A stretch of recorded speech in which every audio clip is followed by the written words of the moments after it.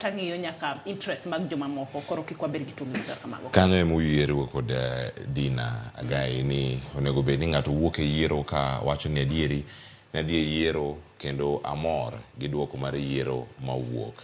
Demokrasia e yiero ni Dinah ka igolo Raila Odinga tigolo William Ruto to kata dhi e yiero ka iwacho ni ng'amo yiere mabro kawo kendo adhi go mbele kaka jotelo mag duond bura.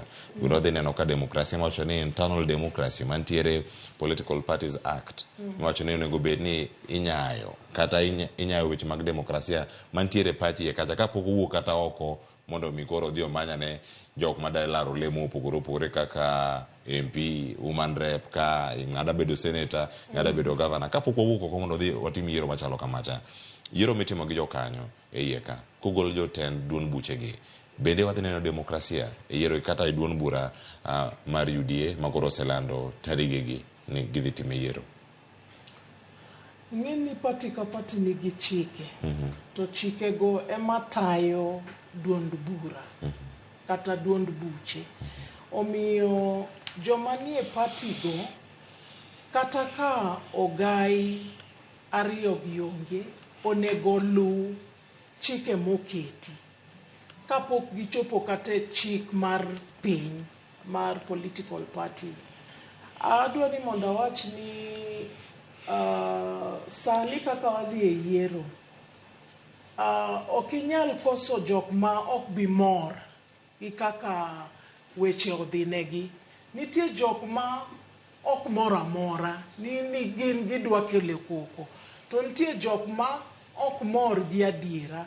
Emomiyo ni neno ka nyoro ka ker ma en ogai mar UDA party kendo gi jalupne ma en Mheshimiwa Gachagua nodhi e NEC meeting, National Steering Committee meeting, mane gi poro wach kendo ne giriwore e paro ma giyudo structures mechanisms gi structures kendo gi jok matelo ne structures go kaka National Elections Board ne wayudo Mheshimiwa Mwaura, Internal Dispute Resolution Committee ne wayudo ng'at ma mochung'ne, kaito Electoral Dispute Resolution Committee bende ne wayudo jomochung'negi.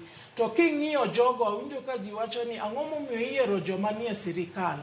Adwa ni mondo awach kae ni ka in a citizen to in gi a political expression manyiso ni inyalo bedo affiliated to a party, mano right mar ng'ato. Mar ariyo en ni jogi manoyier gi nikech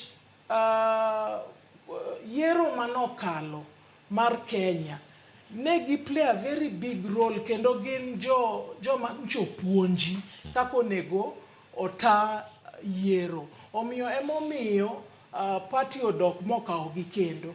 Adwa kendo mondo awach ni joma noyier ineno ka UDA temo ahinya moketo 2/3 gender cha ne giyude nikech ineno ka nitie mine mang'eny manoyudo positions e structure ni. Omiyo aneno ni gitemo matek kendo ginyiso e timbegi ni gidwa ni mondo yiero mar gwenge obed yiero maler maonge koko mang'eny. To ka koko no dibedi oseket jogo ma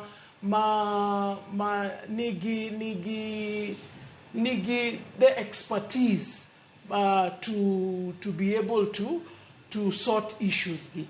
Omiyo ananeno ni gini dhi maber to en gima ber e demokrasia ni duond buchewa temo mondo gibed gi yiero e gwenge nikech gini ema biro miyo demokrasia wa bedo gi teko. Structures mopogore mantiere kar kae. Gazet makawuono iti mar 4 kod iti mar 5 mana kama gintiere kar kanyo. Yangore ni jalup jatend piny Kenya Rigathi Gachagua kod lange mawuok Mount Kenya ok gimor gi paro mar bedo gi lemo adek mag deputy party leader. Paro makama ok ipar ni odhi bedo ka othiro demokrasia kata duond buche mamoko maponono nitiere riwruok mar Kenya Kwanza, to koro sa oromo ponono mar wacho ni ero ma en duond bura mar UDA kama nitiere kende jogo man dariwre kodi to gin bende gin gi mbi margi mag siasa. Wang'e jogo mano bano piendegi kendo nowacho ni oyo an duond bura nabiro chung' ka an ema wuok oko jatende. Musalia Mudavadi nolande kamano kano miyo Isatima thuolo mar tayo chenro mag ANC mano sani ka irangi kama nitiere. Oketi kama chal nade kaka jakanyo mano mar UDA, to bende ka itemo nono lemo ma iwachogi gin lemo mag nyayo demokrasia koso gin ma lemo mag neno ni jotelo moko oyudo lemo koso Rigathi Gachagua kod lange mawuok Mount Kenya nikech changore ni gin mana jok mawuok Mount Kenya go gin ma giwacho ni ero ok oda lemo ni obed mar ji adek, jalup ogai mar duond bura obed ng'at achiel ma en jalup jatend piny Kenya. Aparo ni adwa ni monda awach ni kineno ka gima chal kamano timore to ji obedo piny moyie. Nitie joma kosebedo kamoro to loko pachgi machiko yie ni ji nyalo loko pachgi. To okanyal bet kae mawach gi full confidence ni koro gino bro lokore kata ni koro jo central ema dhiro gino ahinya. Nikech ing'e ni e siasa be nitie propaganda. To propaganda go itimo gi wasikwa koso joma wa compete go mondo giyud mileage, mondo gimed yudo members kendo giyud mileage. To an ang'eyo ni neno nyoro ka jalup ogai mar UDA kendo jalup mar Kenya Gachagua noromo gi president e party office kendo ne gitimo gini kanyakla. An gima ang'eyo ni en UDA en gimoro mani intact, koko nyalo bedo kata ji nyalo gwarore kaka ji gwarore, but gimoro ni gini biro kethore kata wuodhore. Aparo ni joma paro kamano onego par gik moko mopogore. Ero kamano wich bar mantiere UDA chalien wich bar bende mapon tiere